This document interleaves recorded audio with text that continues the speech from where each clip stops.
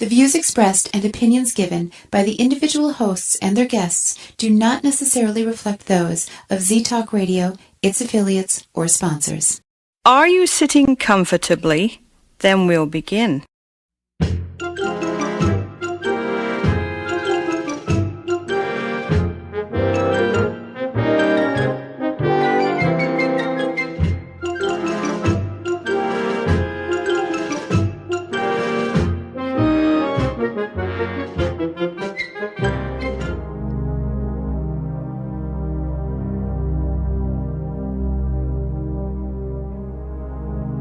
The Warren Exchange, with your hosts, Al Warren and Julie Hughes.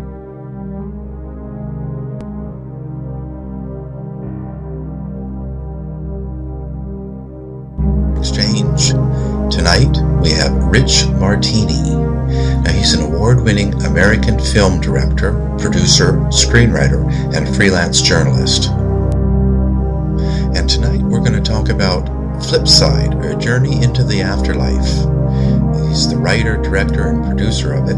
It's a documentary that explores the life of Michael Newton in interviews, hypnotherapists, footage, and past life regressions. We'll get to that right after these words.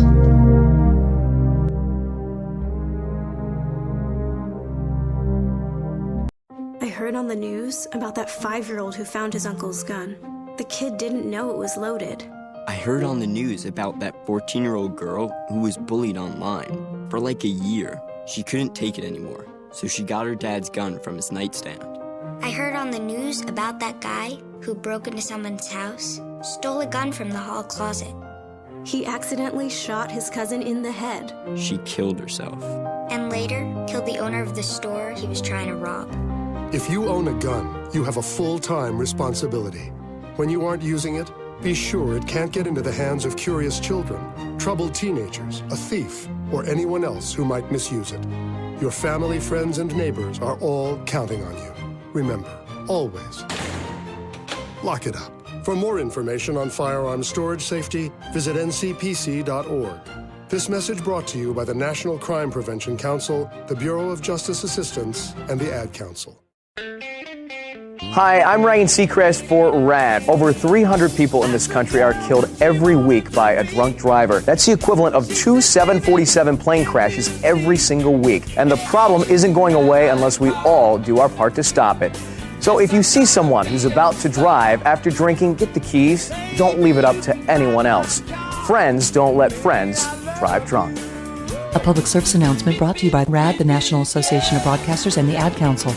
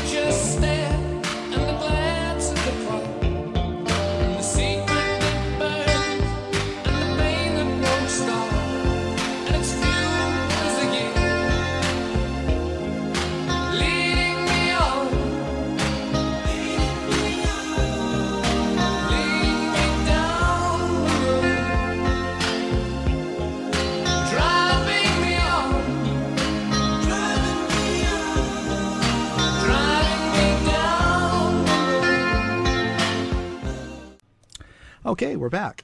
And joining us, Rich Martini. How's your day going?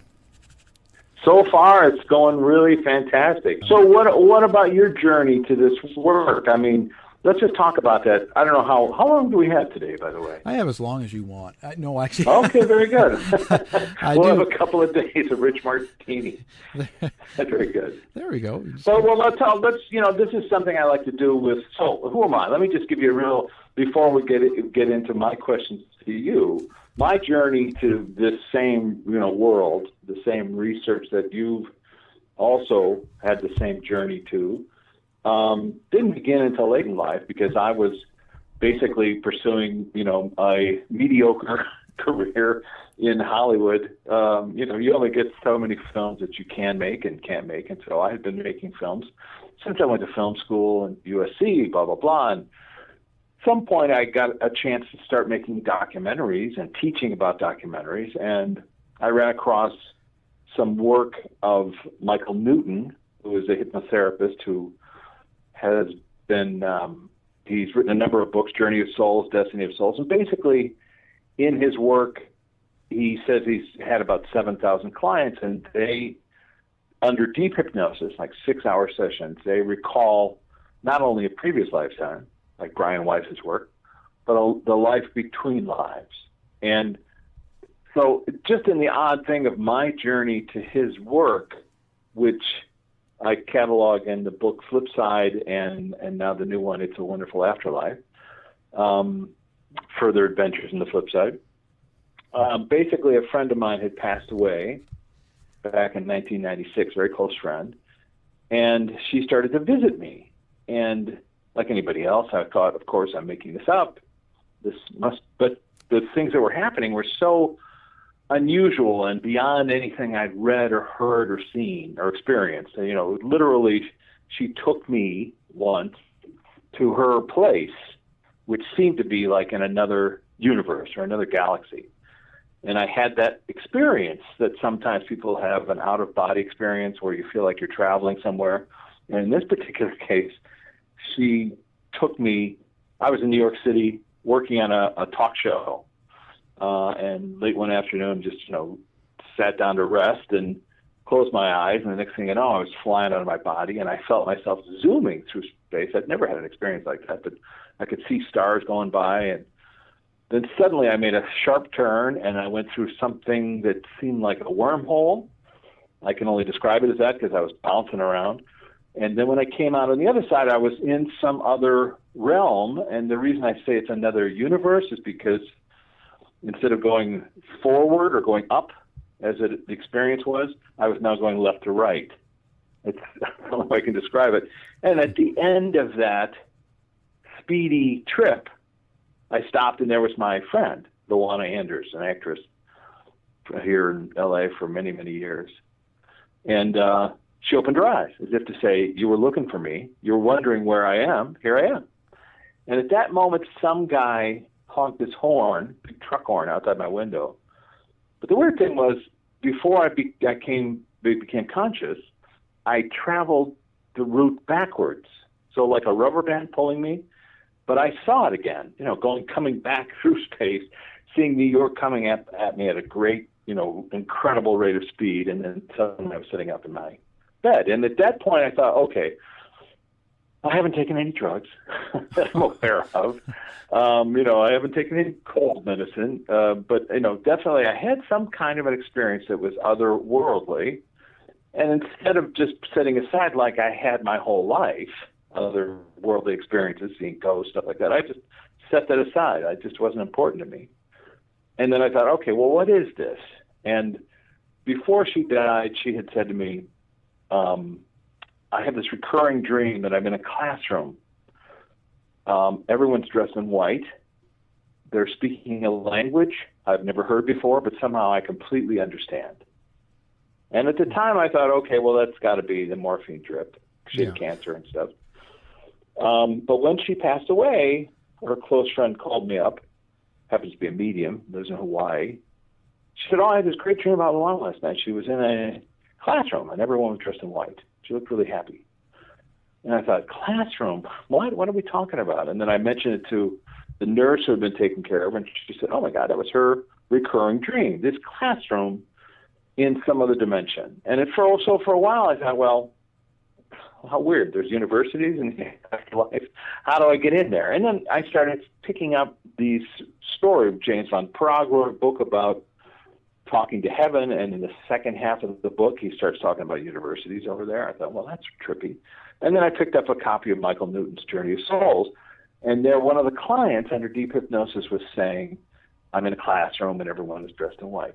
And at that point, I thought, well, if you want a signpost for what you're supposed to do in life, this is kind of one of those flashing lights, the neon lights saying, go this way. So I had gotten to a point in my career where I had cameras and stuff, and I just thought, well, I'm going to start interviewing people about this. And I'll start with Michael Newton. He was retired, wasn't doing any interviews, but I tracked him down, and he was doing a conference in Chicago, and they said I could film the conference. And then after talking to him for a while, he realized, what my intention was. My motivation was really just to discover something. And so he gave me his last interview, as he calls it. He's fine, just retired. Yeah. And then I started filming people under deep hypnosis. And one of the first interviews I did was with his wife.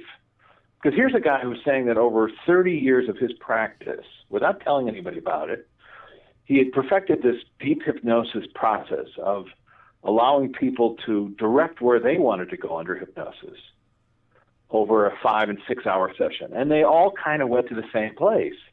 And they all kind of saw the same things.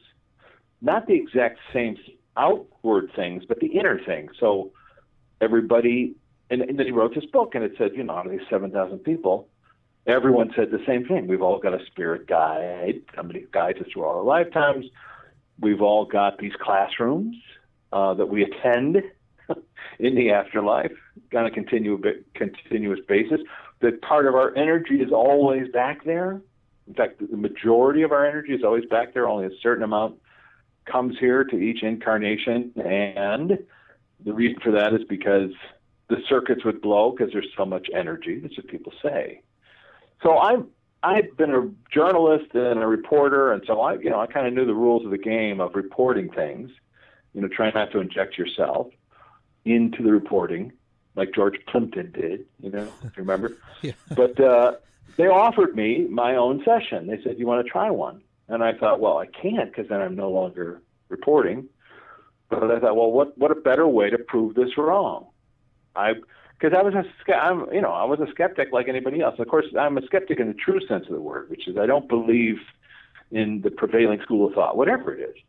My feeling is you got to show me the evidence for whatever your proposition is, whether it's religion or whatever it is. Just show me the work. Let me see what I can come up with.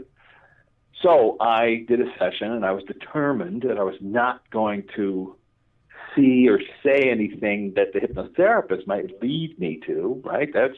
That's always been the complaint about hypnosis, that it's leading.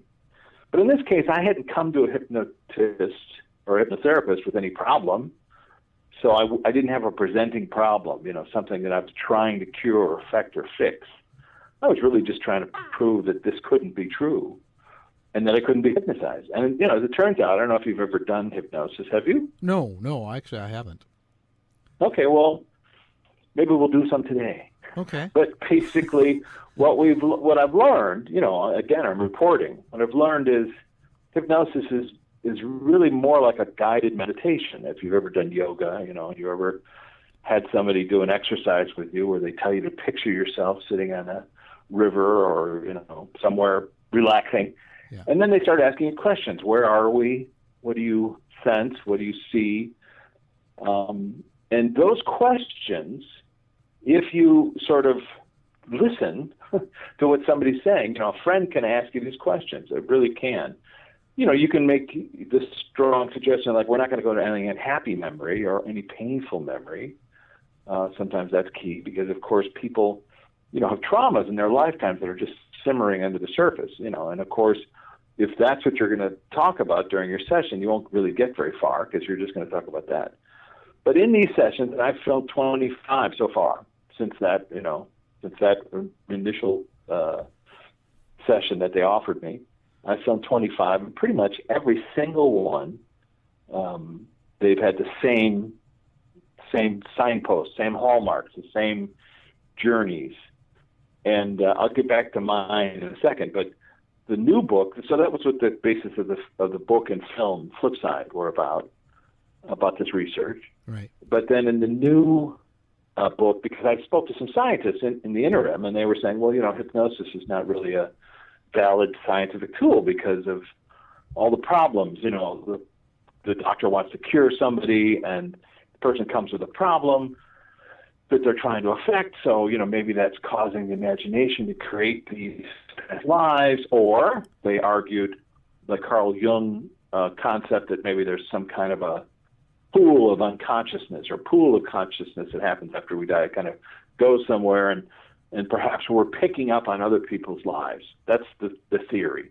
Right. However, as I pointed out to them, these scientists that I talked to, the University of Virginia, in terms of Newton's work, here you've got 7,000 people who've never met, who had never read any work about it, who are saying the same things about the afterlife. And since Newton's retired, he's trained thousands of hypnotherapists worldwide, and they have the same results. And I've interviewed a number of them. So if everybody's saying pretty much the same thing about the journey of souls in the afterlife, I mean consistently, no matter what their religion is, what their background is, where they're from, what their point of view was before they walked into a session, I've seen it 25 different times where, and I've chosen the people that I've filmed because of their skepticism, because they're atheists or they're agnostics or they don't believe in the afterlife or they don't believe in hypnosis. That's why I chose them, because I wanted to see. So in my particular case, so they offered me my own session, and I said, oh, sure, okay, I can prove that this is not true. and I was really determined that if for 4 hours I said I don't see anything, I was happy to do that. But in the case of my session, I worked with Jimmy Quast, who's in Maryland, hypnotherapist. EastonHypnosis, I think, .com is his website. But Jimmy is a trainer for the Newton Institute, and so he worked with me, and basically the process is they ask you some questions about your own lifetime, where you grew up, and they sort of put you in a calm place and ask you about what your house looked like, where you grew up, and where you slept, and as a little kid, stuff like that. And then they ask you, can we go back to your first memory? And then you find yourself, I did anyway, going back to memories of childhood, very clear because, of course, you're in a calm and safe environment, so it's easy to access those.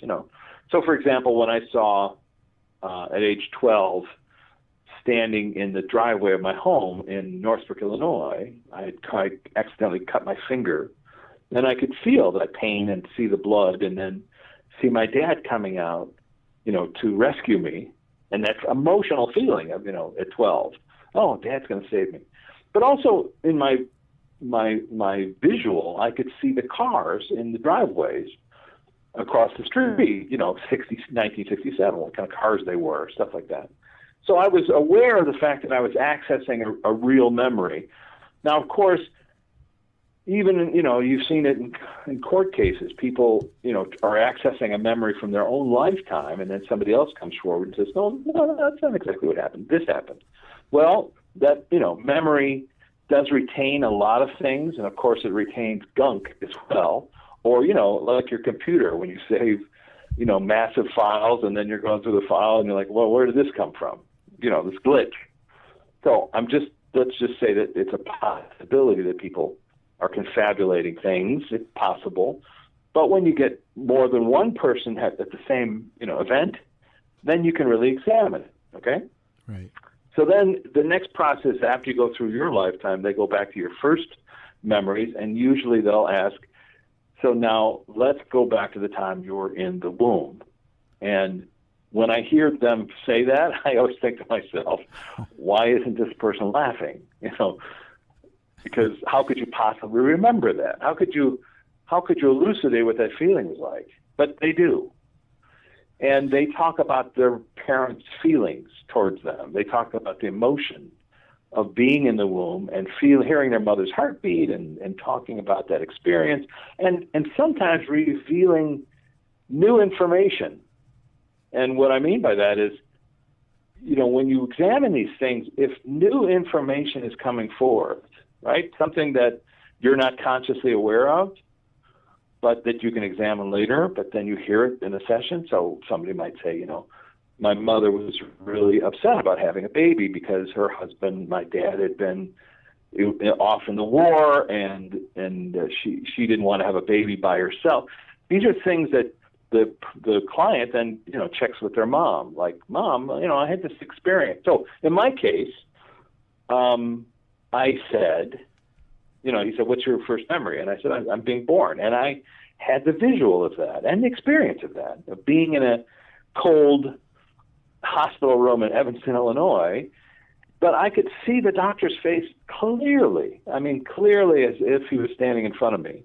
I can recall it right this moment with, the mask on and that weird metal thing they used to wear in the 50s, above his forehead for light, and the hazel eyes. And now what was interesting is I was aware that he was holding me up by my feet and smacking me, to breathe or whatever. But I was looking at him right side up, okay? So I was aware of that while I was recounting this. And I said, my father's not here, but he's on his way here. Now, that was a detail I called my mom later and said, where was Dad when I was born? I assumed he was in the waiting room. And she said, no, he was driving there. So, it was an accurate memory, at least for myself, of that particular event. So then they say, let's go to a previous lifetime that has some significance to this lifetime. That's what they ask.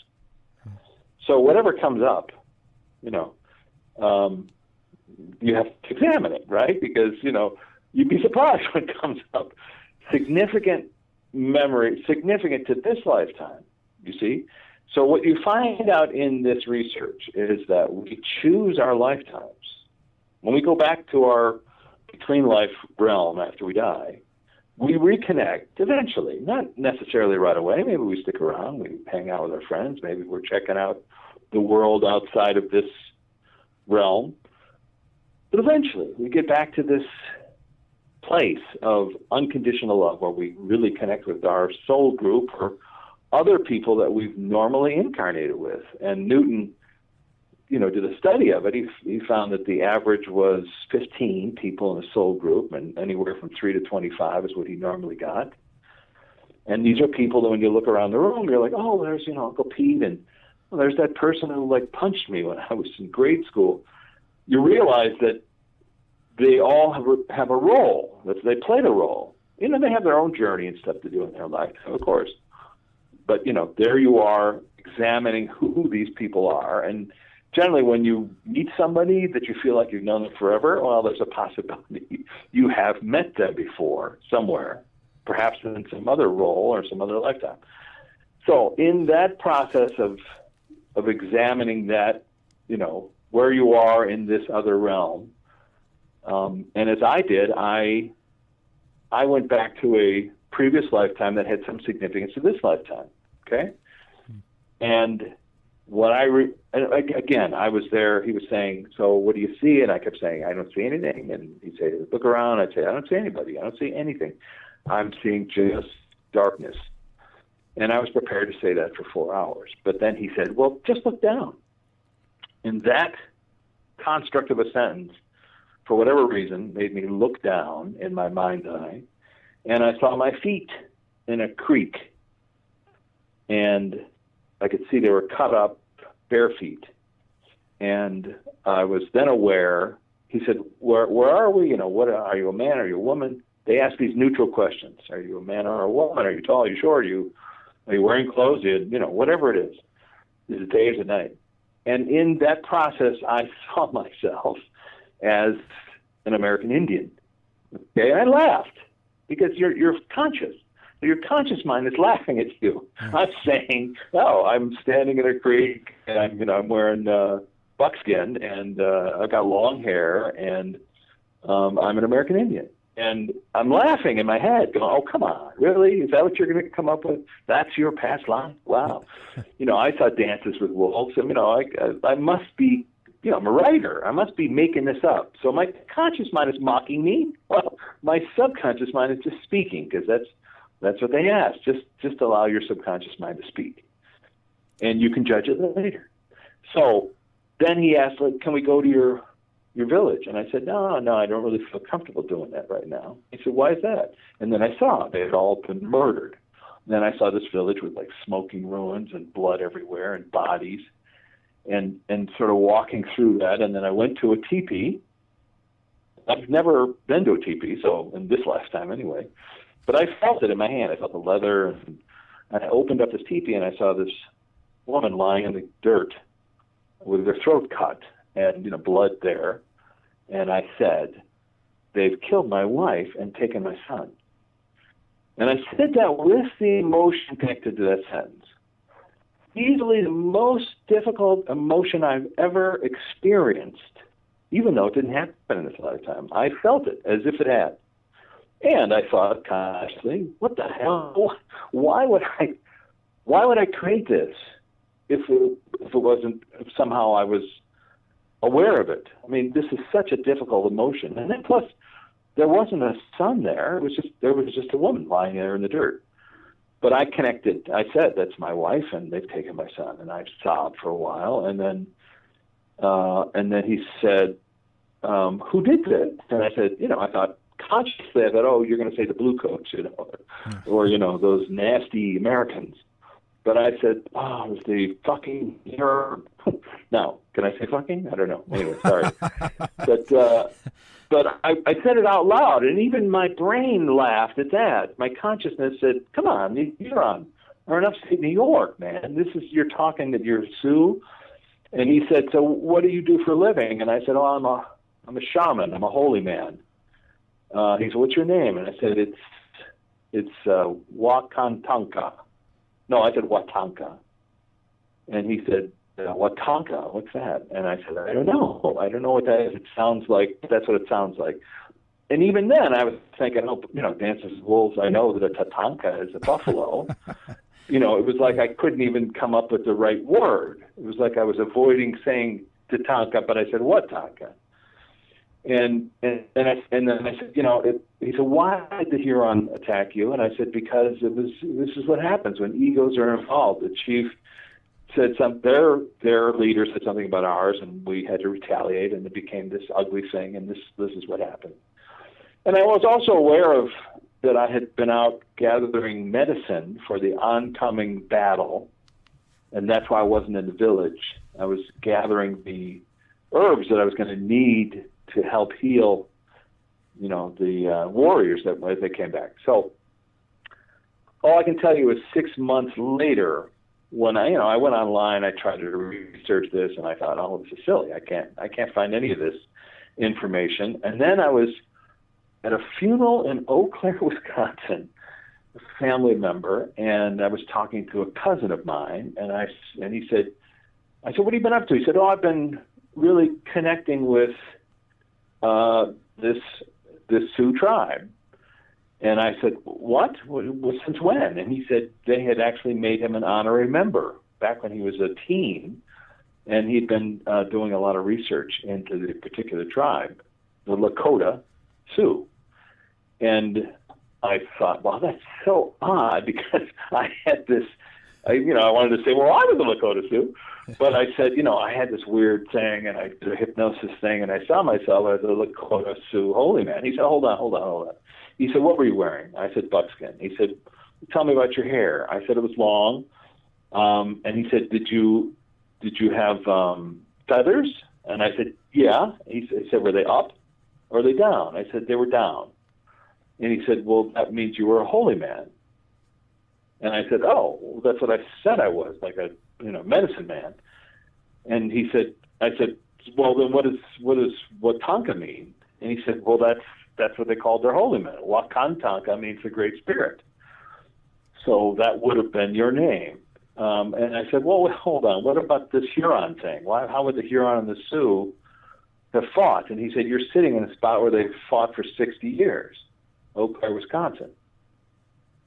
So those are details, new information that I could not have gotten online. I could not have read it, heard it, seen it. This is what modern medicine, let's call it that, calls memories under hypnosis. They call it cryptomnesia, meaning you heard it somewhere or you saw it on a TV show or something like that. And all I can say is those details aren't on a TV show.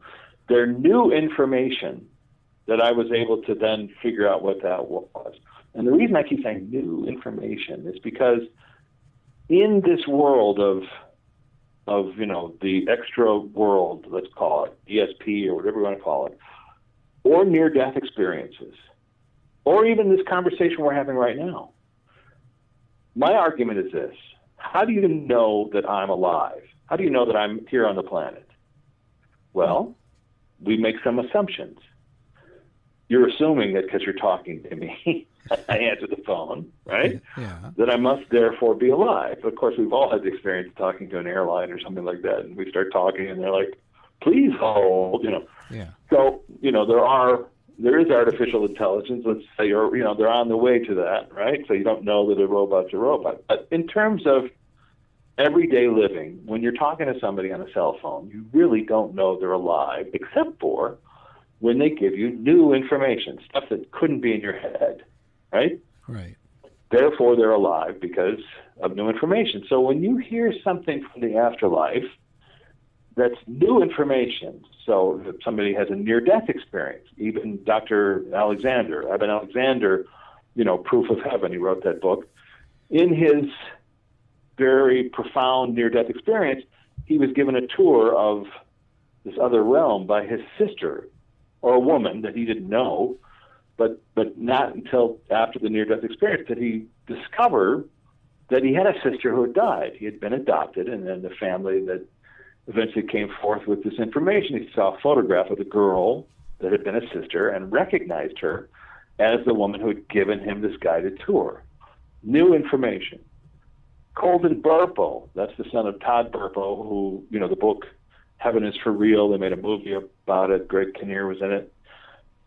Yeah. In his session, even though he has a lot of hallmarks and signposts that people would find controversial, seeing Jesus, et cetera, he meets his sister who had died in childbirth. But the parents had never mentioned or never told him. So he was 5.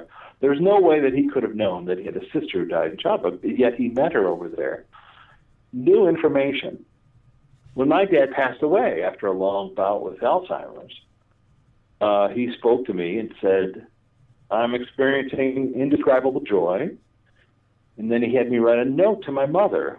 And in the note, he mentioned a number of people who I've never heard of, never met.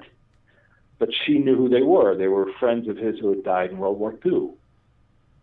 This is new information, you see? So it can't be that we're making it up. It can't be that we read it or heard it or saw it or it's cryptomnesia. It can only be that someone on the other side is communicating to us because they're still alive, you see? Right. So back to my session. So now at the end of my Indian portion of my journey, my past life memory, he said, let's go to the last day of your life. And so I saw myself as this kind of shriveled human who had adopted the white man's ways, for lack of a better term. I was wearing like a floppy hat, and I was holding a bottle of whiskey, fire water. And oddly enough, I went to a Thanksgiving party a few years ago, and somebody brought forth a bottle of whiskey from 1840, had been passed down in their family. Yeah. Tasting it, I had a memory of it. It was like, oh, okay. It does. It tastes like really clear water with fire in it. I mean, unlike any whiskey I've ever tasted, here. But anyway, there I was with this empty bottle of whiskey, and I was walking. I think it felt like maybe the Mississippi, some big muddy river, and I just walked into it and bobbed and drowned myself. And the hypnotherapist said, "Oh, I'm so sorry, and how do you feel about this?" And I said, "I just want to go home. I feel like my life is a shell. I'm a shell of who I was. They took everything from me, my family, my religion, my culture, my people. There's no point staying here anymore. I just want to go home. Now, as I said it, I was thinking, well, that's great dialogue. I kind of like that. Yeah, it's an unusual thing to say. But this was at the start of my journey in this, FlipSide world, because I've filmed, 25 other people, and I'd say more than 80% say, at the point where they say, where do you want to go now? At the end of your memory of your lifetime, they all say the same thing. I want to go home. Now, when I first heard it, when somebody said, I want to go home, my brain went, home? What are you talking about? You mean like Chicago? You want to go back to your house where you grew up? Yeah. No, they want to go home. That's home, over there. Or wherever you want to call it. Back there is home. Here is not home. Here is on stage or in the classroom or whatever you want to call it. We're not home. We're somewhere else. Now, you and I have a different idea of what home is. But we can both agree home is like a place of what? What would you call home? Yeah, it's a home where you can, it's a place where you can take off your mask. Okay, very good. Take off your mask, or maybe a place of comfort, security, tender feelings.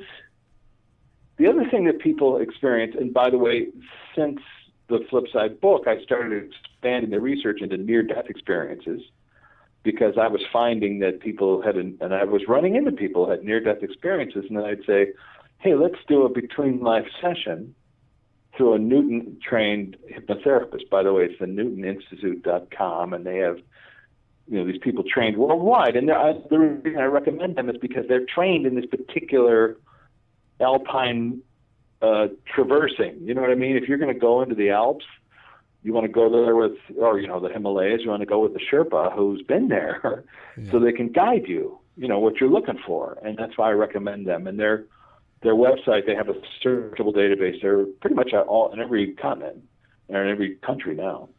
And so, depending, you have to check to see how, it draws a certain type of person. You have to really get recommendations and talk to the person, talk to the therapist, see if you connect on some level. But the idea of being able to examine these choices in our lives is really profound. All right, so we'll go to the end of, so there I was, floating down the river. And then he says, where do you want to go now? And I said, well, I want to go home. And I saw myself, zipping through space. And as I came through space, I came up to like an event horizon. And in this horizon was like a white mist, and then ultimately that mist turned into people. And I seemed to recognize them, and they seemed to recognize me, even though I couldn't put a name to anyone, except for my, for lack of a better term, spirit guide, the person who's been overseeing all my lifetimes. But I had read about people that you have, so that was in my consciousness. But in this particular case, this fellow treated me as if I was an old pal coming home. Not so much like a teacher, but more like, hey, you're here. How you doing? How you feeling? You okay? And then I said, I think I need to go to the healing center. And this is a very common thing. People talk about going to a place where you sort of reconnect with the energy that you left behind.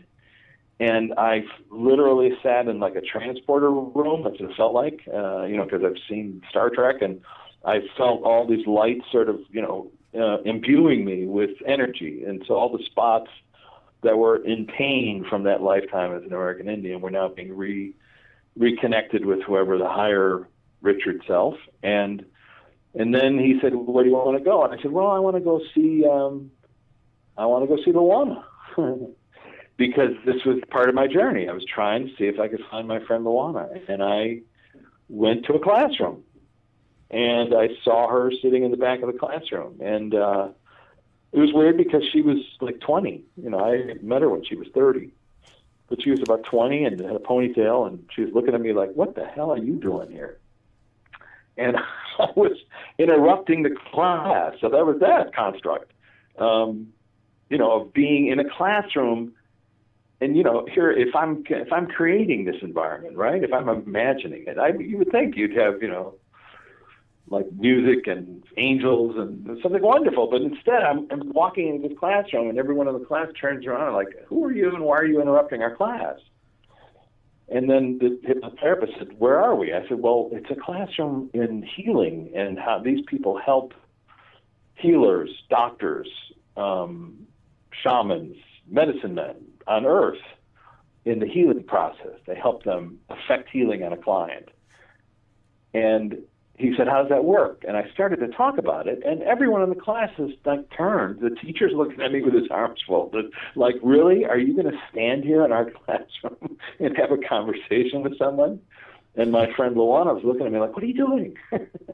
So, but I traveled all this distance. I felt like an obligation to speak. So I said, look, what they do here is when a person goes into the hospital or goes to see their doctor, the doctor subconsciously, obviously, calls upon the healing light of the universe to help affect the cure, right? Some kid in the class turned and looked at me and said, "You don't know what you're talking about." And I thought that was pretty weird, because here I am getting chewed out, somewhere in deep space. I don't know. But, he basically turned and said, "You're an idiot. You don't know what you're talking about." And I said, and the therapist, this guy is like challenging me, and he's right, of course. I'm simplifying it, but basically, because of course everybody signs up for a different journey, and you may sign up to experience an illness, so you can get through it, to be healed by it, or to not be healed by it, so you can experience that energy, so that perhaps in a future lifetime you might be a healer or a doctor because you've understood the energy. Of course, the best doctors are the ones who really understand the illness they're treating, as we know. And this goes to a really deeply profound, sort of revelation, I think, and at least to my pea brain, that when people sign up for lifetimes, difficult lifetimes, they do so because they want to experience the energy of that difficulty. So it's like the stones in your path literally turn into golden nuggets because you've gone through them or over them or past them or beyond them. And I give you, so then, I filmed a number of people doing this, and I've had, experiences. But for example, a friend of mine who had read FlipSide flew out to LA, said, I really want to try this. I want to check it out, and I have some things I want to examine. I was like, oh, great. I've known her since, high school. And on the way out, she said, a couple of things, my dad molested me, is what she said. And I said, oh, I'm terribly sorry. I had no idea. I knew her dad. Yeah. And she said, and my brother OD'd, died of a drug overdose. She put it was that she agreed to this lifetime so that she could help her father examine the negativity of his actions. She did it out of compassion for him, as weird as that sounds. Okay? Yeah. That's not for everybody. That's not going to be it's not going to be for everybody. And it's not, but in her particular case, in her journey, in her path, that's what she said, that she understood that she had an agreement with her father before coming to this lifetime, with the energy of her father, let's call it that, to examine that with him.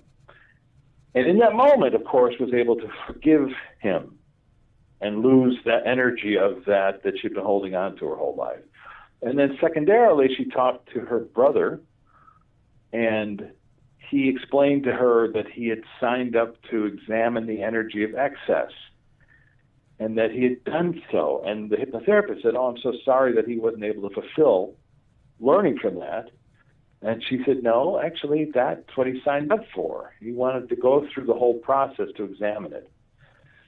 So the only way I can sort of put it, and try not to put it in a too simplistic way, but if you can imagine that each lifetime is a stage play, that we agree to say lines and we put on costumes and we go out there on the stage and we do our best to be the bad guy, the good guy, the hero, the victim, whatever it is.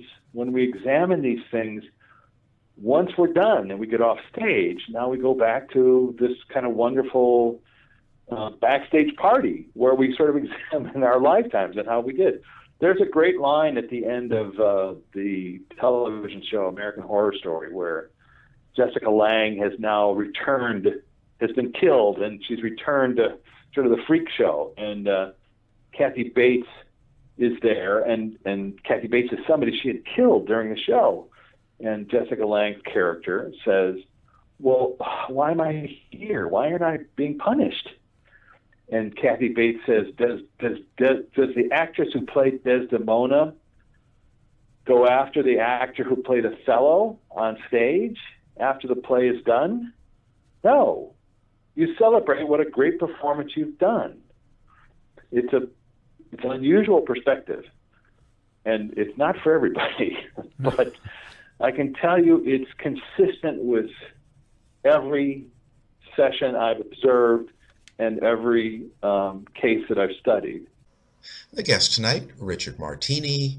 The subject, past life regressions. We'll be back right after these words. Welcome back to the Dog Show. Up next, we have Satchmo. Satchmo is a member of the Shelter Pet Group. That's right, a group known especially for their couch-snuggling, ball-chasing, face-licking, tail-wagging, backyard-hanging, and, of course, companionship. And what breed would you say Satchmo is? I'd have to go with maybe a lavish terrier-hound chihuahua-looking kind of mix. Tremendous dog. I'd also like to point out Satchmo's coloring, a white, grey, brown, black brindle, simply marvelous. You know, it's such a treat to watch a dog like this. Now, let's see him in action. Look how he makes eye contact with his person. That's actually known as the treat stare. How intuitive. And now he appears to be excitedly turning in circles. Ah, the happy dance, so common with this group. And finally, the loving face lick. It's great how he just gets in there and, well, licks. Fantastic. But really, the best way to know an amazing shelter pet like Satchmo is to meet one. Visit theshelterpetproject.org today. Adopt. Brought to you by Maddie's Fund, the Humane Society of the United States, and the Ad Council. Today, you ate Greek yogurt. You took the train. You wondered why people spend so much time reading celebrity blogs. You read a celebrity blog. You planned a workout. You skipped it. You did all the things that one normally does the day before a devastating earthquake shakes the community to the ground. You never know when the day before is the day before. Prepare for tomorrow at ready.gov/today. Brought to you by FEMA and the Ad Council.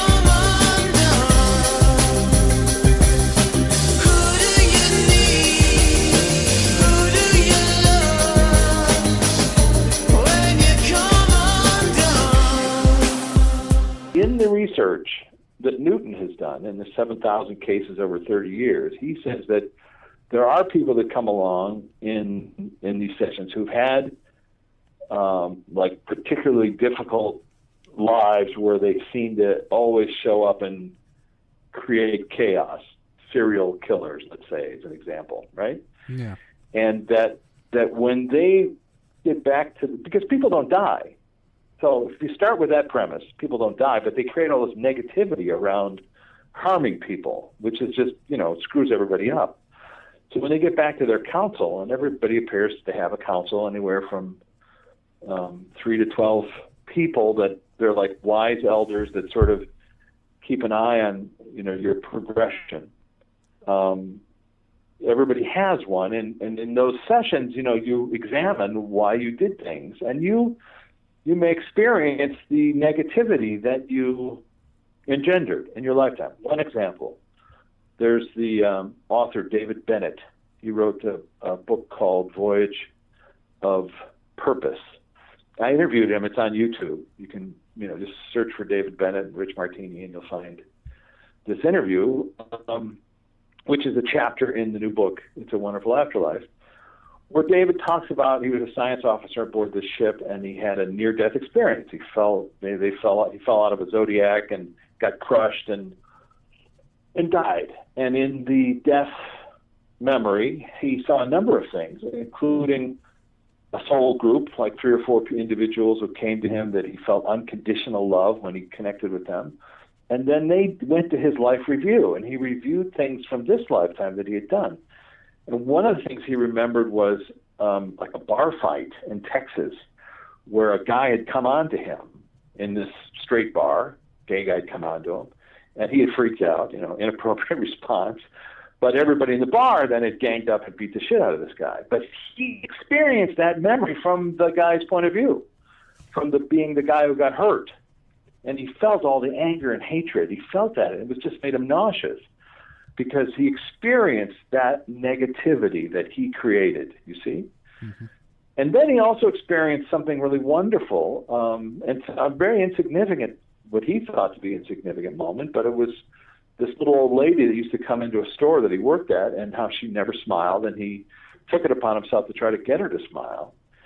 And, went to all these different machinations to make that happen. And once she did smile, he felt the waves of positive energy that came from that act. So the point is, when we're talking about sin, talking about crimes against humanity and all that stuff, you do find that people experience their crimes back there. So I don't know if that's going to prevent people from doing them, knowing that one day you're going to have to stand in front of judgment and then re-experience everything you've done to that person. I mean, that doesn't say a lot for, those guys who got tortured or, snipers. Or in fact, there's a very interesting case I mentioned in FlipSide where there was, speaking of snipers, there's Kyle. Mm-hmm. That was his journey. It was his journey, and we know, and the poor guy got killed for whatever reason, but that was his journey, and and his work in this lifetime was he did a good job of doing what he was tasked to do. Let's just call it that from a stage perspective. But there was a sniper that the LA Times dubbed the Marlboro Man. This is a guy who was also a very successful sniper, but every time he pulled the trigger, he saw the lifetime of the person he was killing flash before his eyes. So needless to say, that created a lot of stress in his life, and when he came back, he went through severe PTSD, and he's suffering right now. There's the guy who experienced the life of the person he was taking, from birth, marriage, kids, happiness, right to when their death. That kind of odd energy. So in a weird way, he was having that past life review, while it was happening, you see? Yeah. And then there's one other sniper I know, a guy named David Park. He's in New York State. He did a couple of tours, and he was also very good at what he did. But once he got out, he realized he had this gift for healing people under hypnosis. So he's become a hypnotherapist in New York State. And very interesting cat, but, he went from a guy taking lives from a sniper's point of view to a guy who's saving lives. Those are three different examples of life choices, and it's very hard. We do it every day, but it's very hard to be non-judgmental about a person's life choice, because you can't really, how does it work? How do we choose our lives? It's a good question. So in the research, what it shows, and like I say, I've filmed 25 sessions, and I'm talking about 7,000 cases that Michael Newton had, and my own experience of seeing a life planning session where you're sort of with your soul group and you're discussing, who am I going to be? And other people obviously have to participate. Who wants to play my mom and dad? And, they might go, oh, I don't see any hands going up. Or, your friends are like, dude, I really don't think we're going to do this again. Or somebody comes to you and says, I really want you to play the alcoholic father. And you go, no. And so this is the weird thing about this research, that we have free will. It's not based on karma. You say, no, I don't want to play the alcoholic father. I've been doing that for so many lifetimes for you. I'm tired of it. Honestly, that whole Viking era thing, it just drove me nuts.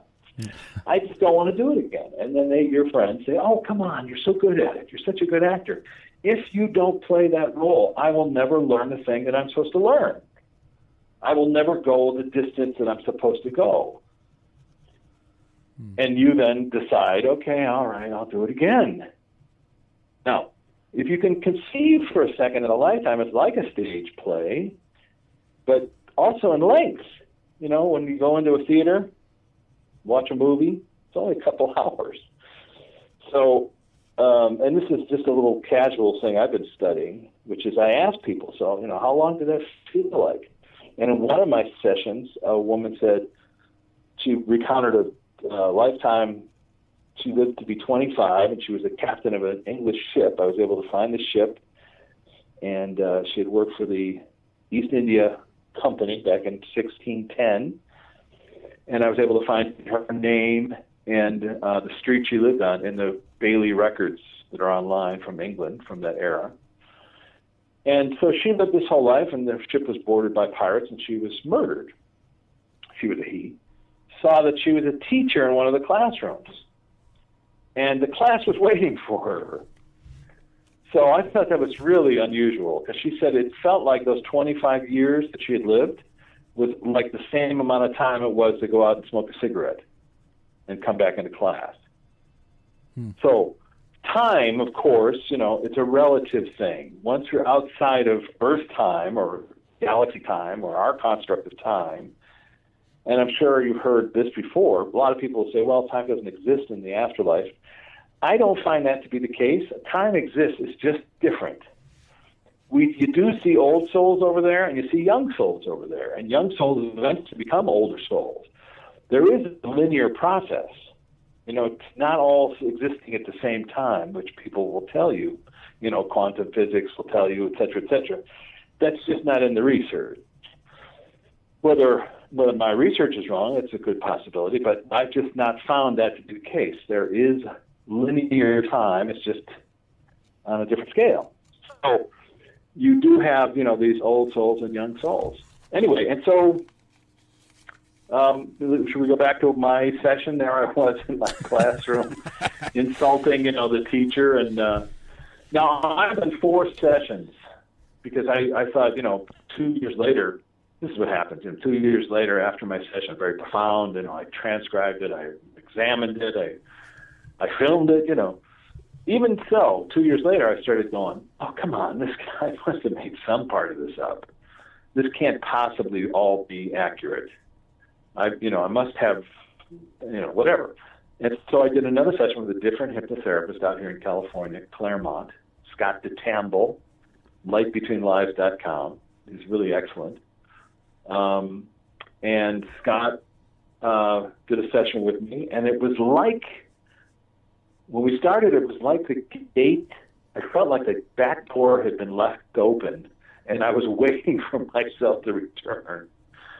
Like that little 10-minute cigarette break. I'd gone and lived 2 years, but really for those folks over there, I was like, Where you been? Come on, let's go back to what we were talking about. I just picked up where I left off.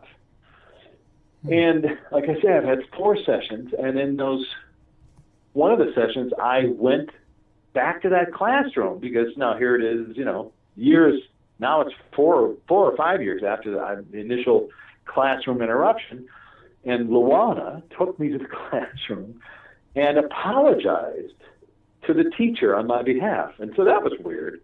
Here's my friend taking me into this classroom, and she begins by saying, this is my friend Richard, and he's been writing this book and, doing this research, and, he just wanted to apologize for the interruption of your class. And I'm looking at this teacher, he's looking at me like, all right.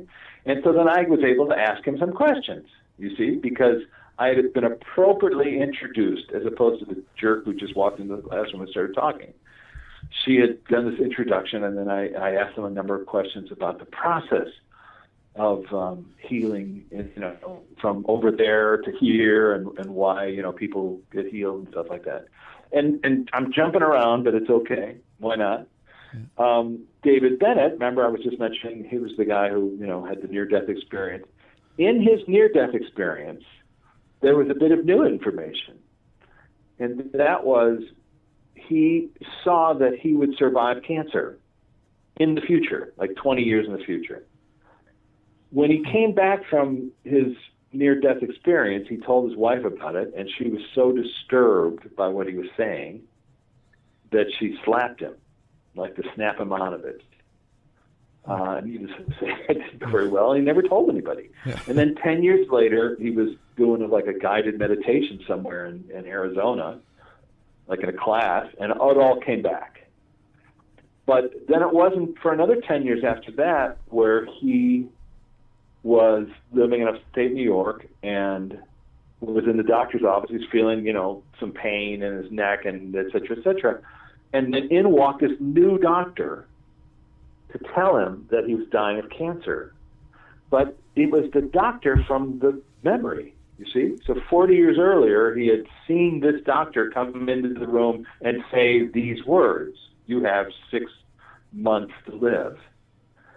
But so when the guy came into the room, he went, "Oh my God, there he is, there's the doctor." And he said, I knew what he was going to say, but I didn't want to interrupt him because I wanted him to say it. And so he said those words. And of course, David said, "Actually, I survived this cancer."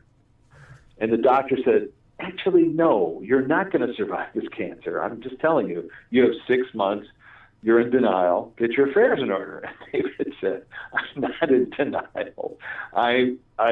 Anyway, I'm not going to die. It's okay." And so he went through the treatment, did the treatment that he was supposed to, and did some holistic treatments as well, some spiritual stuff and all that stuff. And he's okay. He's fine. And he wrote this book, Voyage of Purpose.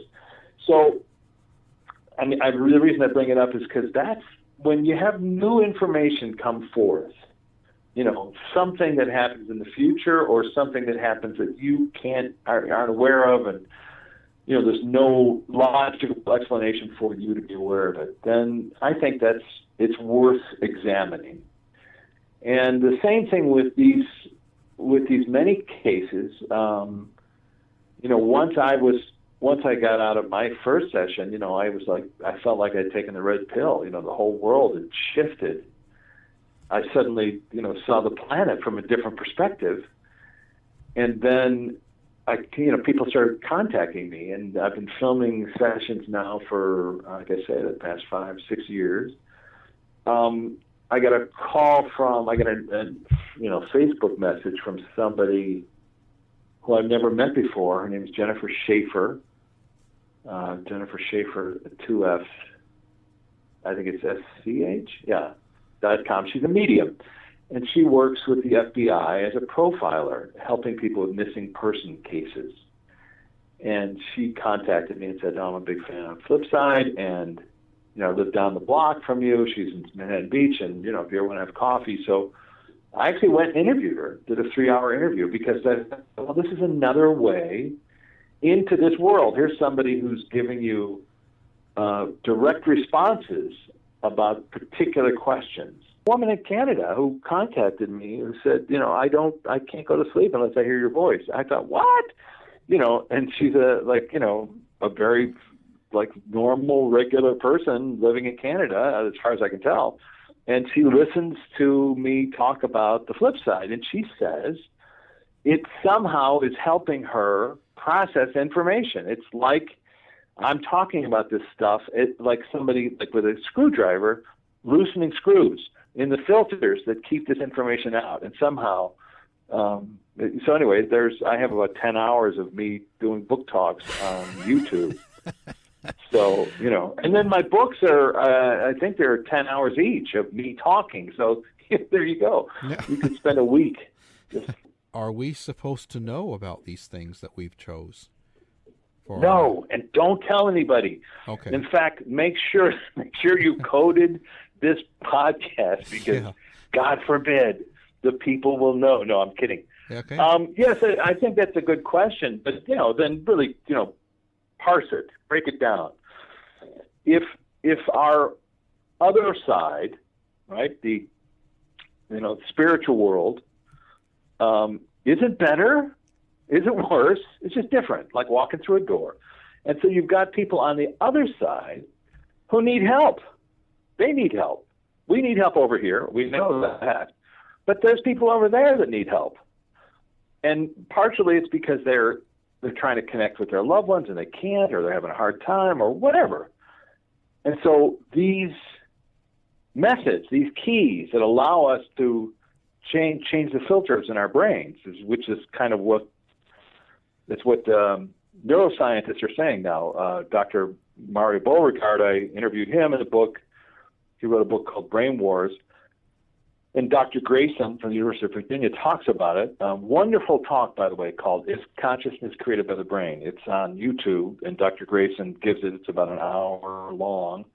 And he cites, medical evidence of what we're talking about here, that there's filters on the brain somehow that prevent us from seeing all this information. But because of particular events that happen, and we don't know why, or science doesn't know why, suddenly people are able to access them. Sometimes Alzheimer patients who should be brain dead, they, when they do an autopsy, their brain shouldn't have been able to give them information, but like a few minutes or hours or days before they die, they suddenly recall everything about their lifetime. As if the filters have been unscrewed, you see? Yeah. So if you want to just, pull that question apart, is this information, should it be revealed? I think it's always been there. And it's just that society has had like an unusual reaction to this information for the past, let's say, 2,000, 10,000 years, which is either the stake, what's her face? Joan of Arc, put her on the burner, or severe dunking, right? Back in Salem,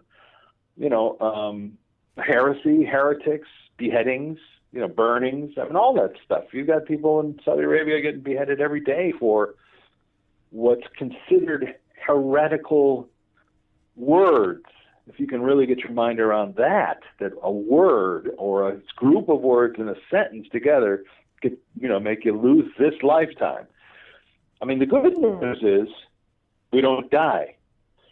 The bad news is it's a lot of work to get here, and there's a reason for you to be here, and there's a reason for you to hang on to being here, and there's a reason to do things because you're going to help other people by being here. So don't be in such a hurry to get to the other side, my point. But I don't know. I think the answer to your question is within the question itself. Should we be talking about these things? Of course we should, because you know what? The planet's on a collision course with itself. And once people realize that we reincarnate, then maybe they'll leave behind fresh water, fresh air, and fresh food for even our return. Forget about our kids. Forget about our grandkids. It's our own return. We're coming back. Wouldn't you want to come back and have like a clean glass of water to drink? Well, yeah. So then it's imperative that people talk about this stuff because, we can see you can see it out the window that, the earth is having a hard time with us right now when we don't act like we're ever going to be back here. And so therefore, it's not only just speculative stuff about the journey of the soul. It's trying to save the dang planet, It really is. It's trying to say, even if what I'm saying is not true, let's just allow that to be the case. The reason I'm saying it is important because we've got to find a way to, come back here. Otherwise, we're going to have to go pick some other planet to be on. How boring. I kind of like the Earth. How does this all work for religion and people that are involved in different religions? Well, it's a good question. I'm fond of saying to my Buddhist friends, once you examine Buddhism, and that's my friend who passed away, Luana, was a Buddhist, and so initially, when I heard about these classrooms in the afterlife, I thought, well, if I want to get into that classroom, I better figure out how she got in there. And I thought, maybe it's from Buddhism. So I studied Buddhism, and I went to Tibet, and I made documentaries there. I went with Robert Thurman. He also appears in the book. He's Uma's dad, who was a Tibetan monk, and I find that Buddhism is a fearless philosophy in terms of living and stuff like that. But it basically is not a religion. Right.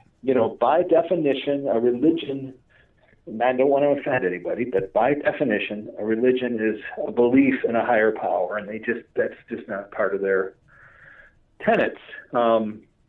As the Dalai Lama calls it, they have a non-theistic religion, which is like saying atheism. So even the word religion is so weighted down by history that it becomes this block in our brain between science and religion. There is no. I don't see the block anymore. I see it all as part of the same exploration. Science is trying to examine how we got here, why we're here, what's going on. The fundamental difference, though, I think, in this research, because what I'm talking about is, just to put a pin on it, this research really talks about stuff that's not part of any religion, okay? As far as I can tell on the planet. All of the religions sort of talk about, the ones that talk about reincarnation, they, Hindu and Buddhism, they have a belief that reincarnation has to do with karma, sin or something that you've, done, past actions. It just means action in Sanskrit. And that, depending how you've been, you're going to be forced to have a particular next lifetime. Well, that's just not in the evidence. In the research. Because you've got people saying they choose their lifetimes, and they can say no. So that sort of pushes that to the side. And what they also we find in this research is that between lives, we're fully conscious, which no religion believes. They all kind of point to the fact that we're conscious here, we can attain consciousness, and that in between lives we're not quite, it's more like a wisp of smoke that kind of bounces around until karma dictates where we're going to show up. Okay, I'm simplifying, but don't we have to? And this is an interesting concept because when I'm interviewing people in the afterlife, let's just call it that, I'm talking to somebody under deep hypnosis, and I'm asking, can I ask your spirit guide some questions about, what's God? What or who is God? That was a question that came up in a session. This was a filmmaker who was very successful producer who was a skeptic who didn't believe in God and had asked the question as part of her preparation for the session, almost as a joke, what or who is God? If I can get to that answer, then it was worth it. And so in her session, she had this really profound discussion with her spirit guide, who seemed kind of annoyed that we were bothering him. But he said, oh, you humans always feel the need to answer these questions. Let's just put it this way. God is beyond the capacity of the human brain to comprehend. It's just not physically possible. And when he said that, I was thinking, okay, well, is he ducking the question, or is he saying, like, like a processor in a computer. It's too much information. What does the processor do? It freezes. It can't accept all that information. Okay, that's the possibility. Then he said, however, you can experience God by opening your heart to everyone and to all things. And at first I thought, oh, that's a very simplistic sentence. But when you break it down, you want to experience God. If you're talking to somebody who lives in the Kalahari Desert about swimming pools, they look at you like you're crazy. They can't know what it's like to be in a pool of water because they've been looking for water their whole life. So describing a pool of water is really hard to do, but to jump into a pool of water, well, then you can experience it. And by experiencing something, then you know it, right? Right. So that's what I got from that. Okay, how do you experience God? By opening your heart to everyone and all things. Well, opening your heart, what does that mean? That means dropping all judgment. Because if you're open, your heart is open to the guy pointing a gun at you. Your heart is open to the guy who ran over your foot. If your heart is true, if you can, it's very difficult, of course, come on, it's you're standing in line and, trying to get to where you're going. It's very hard to open your heart to everybody and all things.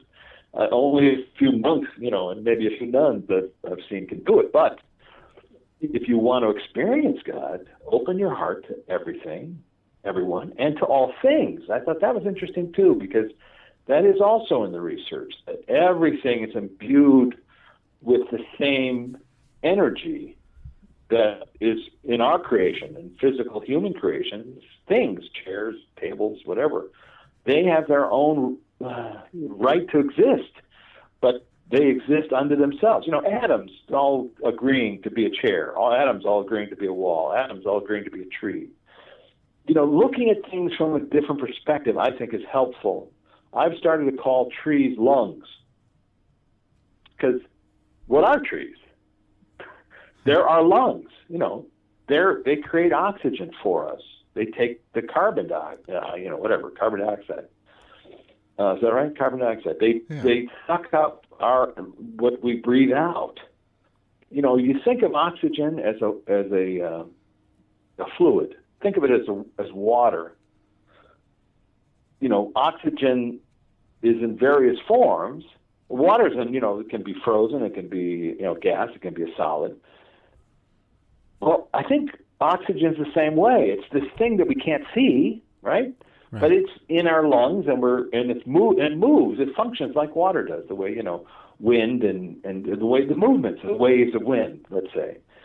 So that idea that seeing oxygen as this thing that we need to breathe, it's just another perspective. But of course, once you start seeing oxygen as this thing you have to swim in, you start thinking about, maybe I shouldn't be polluting it. Maybe I shouldn't be, filling it up with these noxious gases, because it is what I have to breathe. Anyway, looking at trees as lungs, and they kind of mirror, the structure of the lungs, the branches and all that stuff.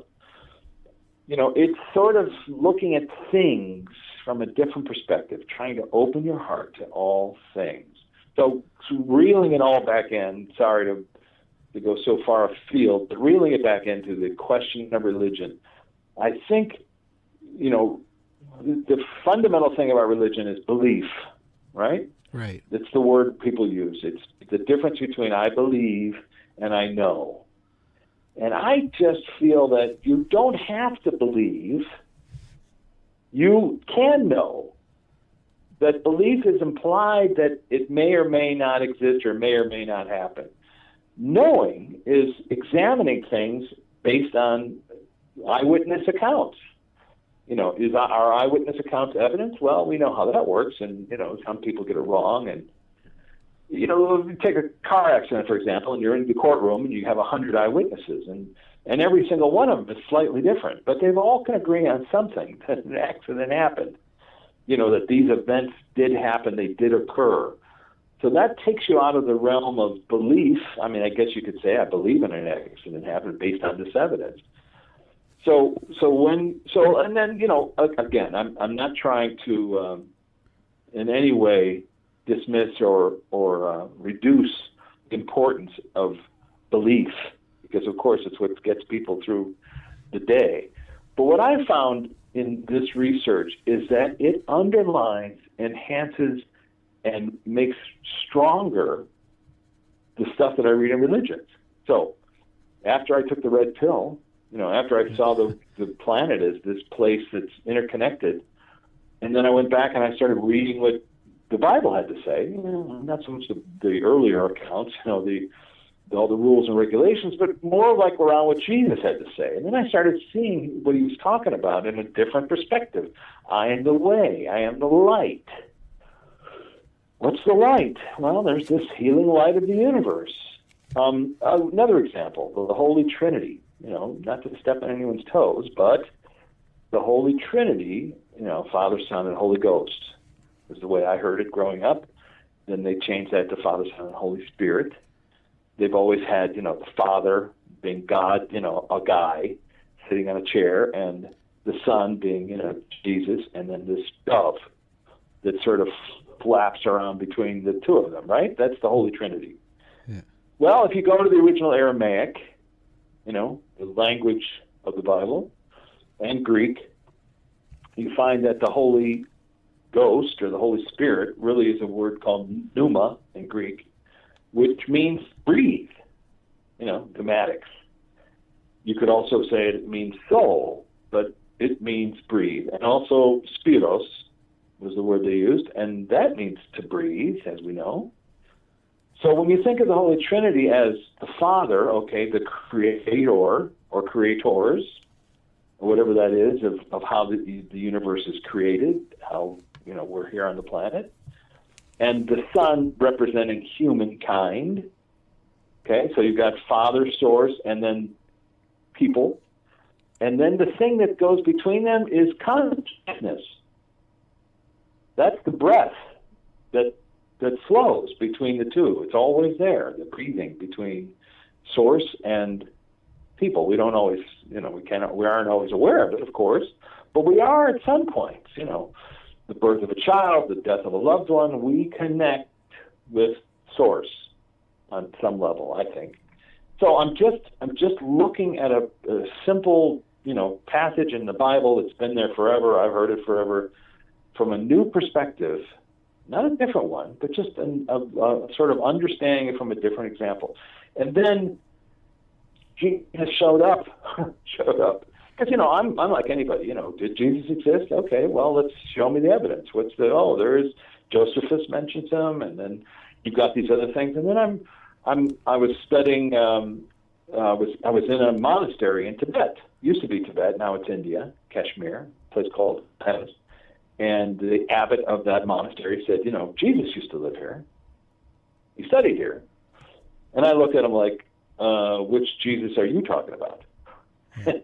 He said, Isa, he studied here. He was here. He was studying Buddhism. And I thought, okay, there's a translation problem. I'm missing this. And then I started doing the research. Well, actually, there's quite a bit of documented evidence of someone named Isa, who in Asia, that's how he's referred to, how he traveled along the Silk Route and met the Jains in India and met the Zoroastrians in Persia. And the king of Persia built a statue to him and put on some of his catchy phrases, I am the way, I am the light, stuff like that. And eventually, this fellow, the lost years of Jesus, right? The 12 to 24, or whatever it is, 12 to 29. So somewhere in his late teens, early 20s, he winds up in Hemis, learning Tibetan medicine and philosophy and all the stuff that you learn when you study to be a monk. Okay. True or not, I don't know. But they left behind a document. The silk traders who went through that area left behind a document that was called the Life of Jesus, Life of Isa. And in the 1920s, a guy named Notovich, a explorer, happened upon this monastery. And Tibetans are notoriously private and quiet about their culture and their world, and they, kept their gates closed for a long time. But this guy was had broken his leg, Notovich, and he was sort of stuck there for a long time. And the abbot, the monastery, said the same thing to him that he said to me. This is about 1890s, something, turn of the century. And now, if you look up Notovich, you'll see quite a few people say he was discredited and he was this, he was that. But the truth is, Notovich didn't read this document. His Sherpa did. Notovich didn't speak Sanskrit. He didn't read Tibetan. But the Sherpa did, and the Sherpa translated it, and Notovich wrote it down, and then Notovich published in French, because he was Russian, in French, a translation of that document. And then in the 1960s, a pandit, an Indian holy man, was there and saw the same document and also did a translation. And basically, it's the same as the first Sherpa translated, okay? So why is this interesting? It's interesting because it's the story of Jesus not told from the Roman point of view. And in this document, they've got some interesting diversions from the Roman version. Let's just call it that. That's the Bible. Because all the Gospels went to Rome, and in 300 they were all rewritten. Right? All, codified. Yeah. And then they all ended the same. Okay? They didn't used to, but then they did. And so in the Tibetan document, where in this discussion of Jesus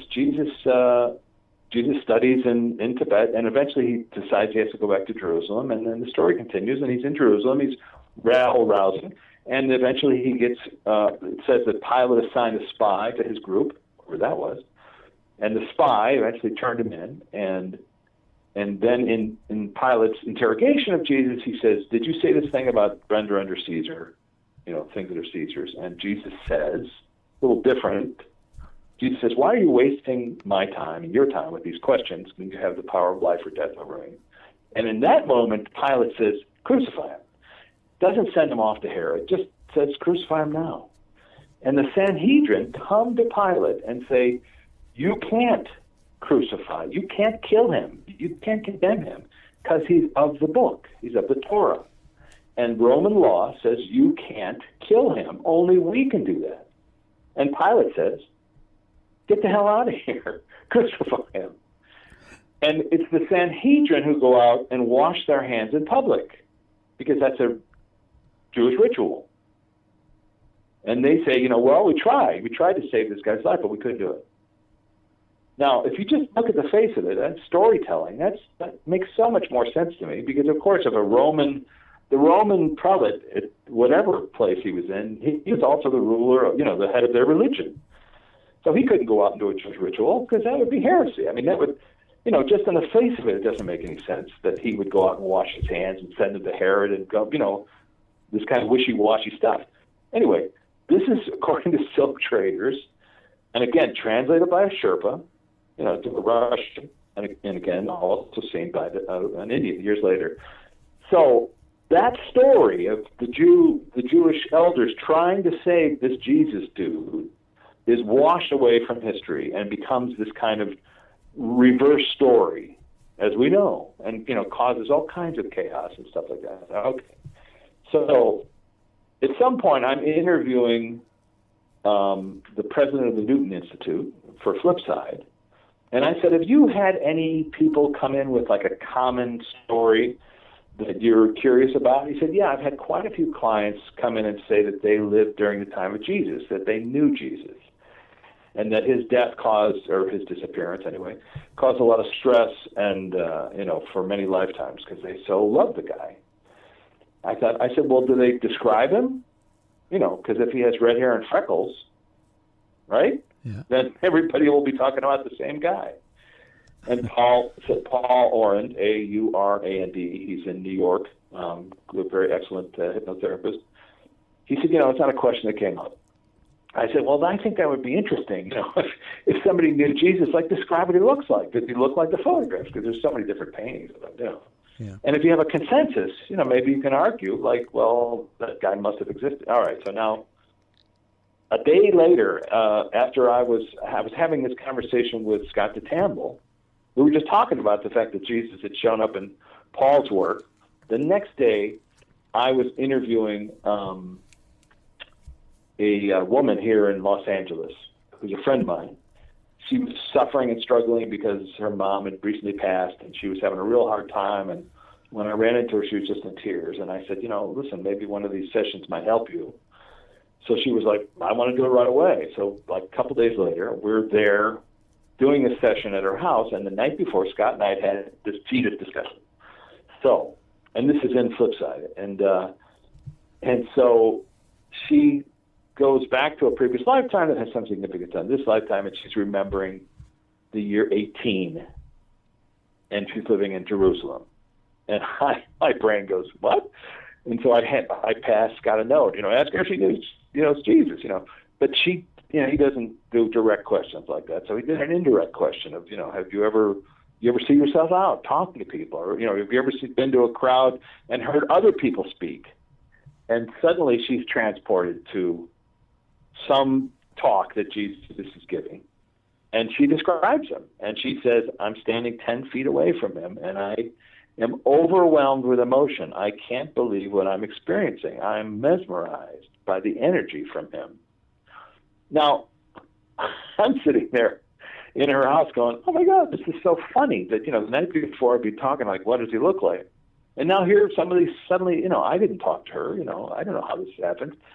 So then she describes him, red hair, freckles. No, just kidding. No, no, pretty much, as long, wavy brown hair, but Caucasian, not of the region, but deeply, deeply tan. Not blue eyes, but brown eyes with gold specks in them, she says. Okay, I think, that's just interesting. It's an account, right? Yeah. The most important thing for her is that she talked to her mother, and her mother, put her fears at rest, that she had died. She just wasn't here, So that was the important part of that. But I just thought it was interesting that Jesus showed up. So then Jesus shows up again in It's a Wonderful Afterlife, Volume 2. And in this case, it's a medium talking to Jesus, okay? Mm-hmm. And the medium is asking Jesus questions about his life. And I got this, it's a video, actually. I got this video from a friend of mine. And the medium asked him, so what happened, what happened to you? And so he describes pretty much the same story I just said, living in India and being in this monastery where he learned these Tibetan methods. And so when he was crucified, there were people on both sides of the crucifixion that helped him, and that he survived the crucifixion. And that he then moved with Mary Magdalene to another country, may or may not have been France, and then eventually moved to Kashmir, where he had children and died. And I fell out of my chair when I heard this, because these are all things that I have seen or heard from people doing the research, that Jesus survived the crucifixion and wound up becoming, his name was Yuz Asaf, Yuzasaf, the healer. He shows up again, and he goes back on the Silk Road. He goes back home. He eventually goes back down this path where he winds up in Srinagar, and he's buried there. And there's a plaster cast at his feet right outside his tomb, where you can clearly see that whoever is buried in that coffin had been crucified. There's a wonderful BBC documentary that, it's on YouTube. I just watched it the other day, just one of those weird things, and where they describe all this details and who this guy was. And so now, again, I'm pulling you all the way around here, if you're still with me. And now I'm with my medium, who I've just met, the FBI profiler, somebody who's really good at what she does, Jennifer Schaefer. And I say, can we talk to Jesus? Right? Because why not? The worst she can say is no, or she can say, get out of here. She then has the experience of talking to someone with the same information, the same story, the same, and so I'm interviewing him. You see, it's not me looking at a video. I'm asking the questions, and I'm asking, how accurate was this interview with you before, where you said that you had reincarnated a number of times, including 1964 in Florida, and the life of a young boy who spent his whole time in an ICU unit because he had osteogenesis imperfecta. And, so Jennifer is answering these questions and is to the best of her ability, but I thought it was interesting that she had the same experience the original woman had, June, that the medium had, and that she had, that when they asked Jesus to come closer, or they got closer to Jesus, they had an overwhelming sensation of crying, of sobbing. And so I said, just as a test, I said to Jennifer, could you ask him to come closer to you? And in her mind's eye, she does that. And now tears, her face turns beet red, tears start rolling down her cheeks. And I said, describe what's happening. She said, I can't breathe. Something about being close to him takes my breath away. And then I said, okay, Jesus, tell me, what's going on? Where does this come from? And the answer was, some people, when, they're created, or their process of creation, who they are, they're closer to the source. You want to call that the Son of God? Fine. They're closer to the source, and their composition is more in tune with the source. And so the questions were, so why were you here? What was your journey here? Why did you come here to teach and to learn? He said, or again, I'm talking to a medium, and this is the process, but whoever this person is said, I came to show people how close the afterlife is, how that the lack of hierarchy that's in the afterlife is how they should behave, how the unconditional love that we experience here in the afterlife is what they should experience while they're on earth, that there is no caste, there is no hierarchy on earth, it's all artificial. And that was his message here on the planet. And it got convoluted and parsed and changed by men. I mean, that was his statement, that they used it for their own political reasons. But the message that he originally came to teach was how the afterlife is imbued in everything, or the spirit world is who we are. We can't see it because of these filters. I'm adding that, but we can experience it by opening our hearts to everyone and to all things.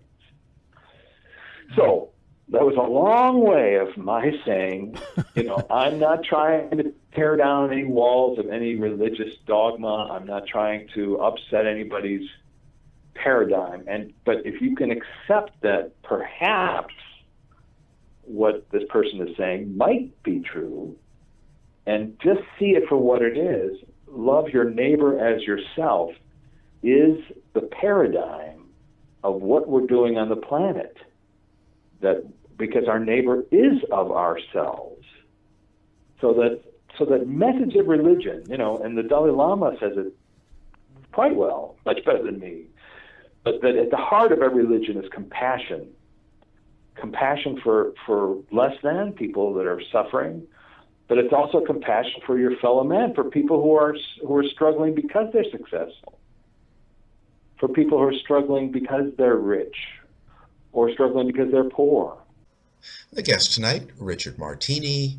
The subject, past life regressions. We'll be back right after these words. Hey, Russell Wilson here, and I know how important exercise is. It's essential. It's essential. With Play 60, United Way and the NFL are helping kids stay active and play at least 60 minutes a day. Healthy kids, healthy kids. But what this place needs is you. To donate or volunteer, go to unitedway.org/play60 because great things happen when we live united. Donate, donate. Are you guys going to do that every time? Yes, of course. Yes, of course. Brought to you by United Way and the Ad Council.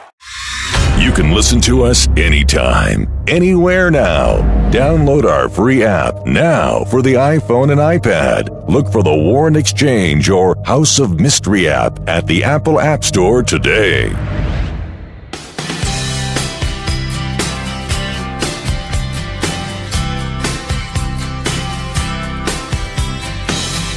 Call you up in the middle of the night, like a firefly without a light. You were there like a blowtorch burning. I was a key that could use a little turning. So tired that I couldn't even sleep. So many secrets I couldn't keep. I promised myself I wouldn't weep. One more promise I couldn't keep. It seems no one can help me now. I'm in too deep, there's no way out. This time I have really led myself astray. Runaway train, never going back. Long way on a one-way track. Seems like I should be getting somewhere. Somehow neither here nor there.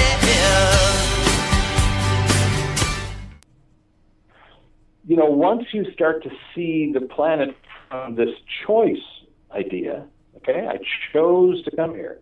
I chose to have these parents. I chose to experience this. Then when you run into a person on the street who's homeless, who's suffering from a mental disorder, think of the courage it took to agree to come and live a lifetime where you're going to experience that.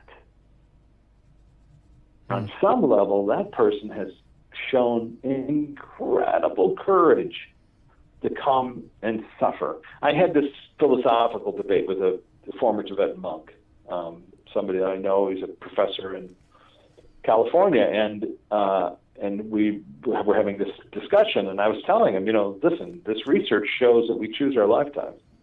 It's not based on karma. He said, are you kidding me? You think I would choose to be born HIV positive, you know, an African in utmost poverty? Why would I choose that? And I said, well, which one of those is a pejorative? Which one of those is negative? And once you realize that each one of those is a construct, you find that people who choose difficult lifetimes do it because they want to teach a lesson in compassion to somebody else. I mean, even in the case of whoever this, you know, whether it was Jesus or not, in his discussion of why he chose a lifetime in 1964, born in basically lived 4 years in an incubator, and the medium said, oh, I'm so sorry that you had to suffer through that. And his response was, well, no, actually, I didn't suffer at all. All I felt was the love that everyone had for me. From my experience, I was just there. That was my life. I didn't know from anything else. But I came to teach lessons in love to a variety of people, including the doctors and nurses and other people. So the whole concept of sacrifice and courage takes on a different, you know, light, a different tone when you look at it from that perspective. How does that affect our free will then? Well, it appears to be the rule of the universe. Free will is the rule of the universe. So if I come to you, Alan, and say, Alan, I want you to choose your parents, or, you know, as your spirit guide, I can give you a suggestion. And I've, in the 25 people I've filmed, I meet all kinds of different spirit guides. Some of them are comedians. You know, you ask them a question, so why are you appearing in a robe? And, you know, and one of them answered, because I left my clown suit at the cleaners. Yeah. You know, they have their own sense of humor. People see their spirit guide in a very unusual manner. Sometimes, you know, they try to describe them, they try to give them a name, but listen, your spirit guide is just that, a guide. It's up to you to choose your lifetime, to choose who you're going to be.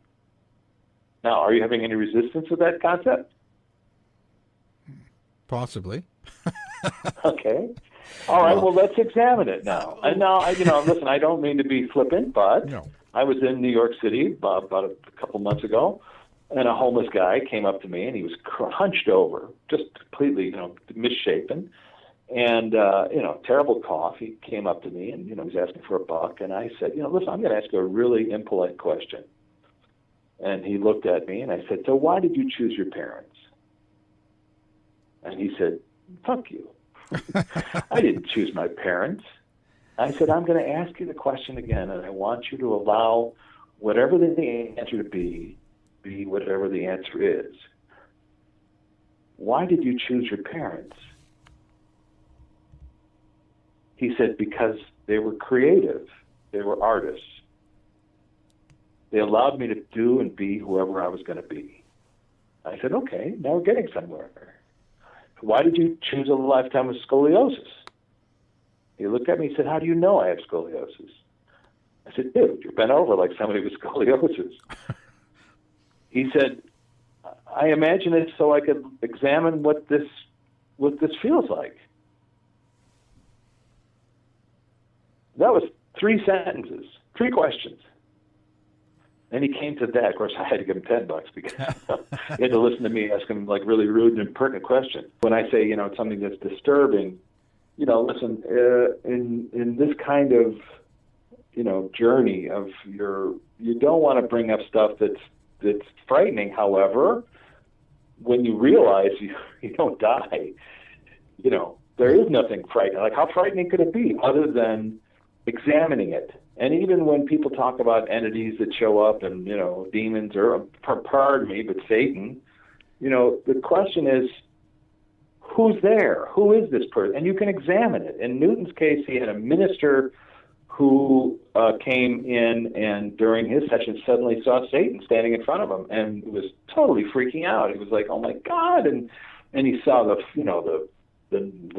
horns and the red eyes and breathing fire, and it was totally freaking him out. And Newton, who had been doing this for 30 years and knew that Satan doesn't exist in the spirit world, okay, maybe down here on this plane there's people who tap into something that's negative, it's possible, but in his research where people go, for 30 years he's been grilling people because he was more than happy to accept whatever was there. But everyone said the same thing.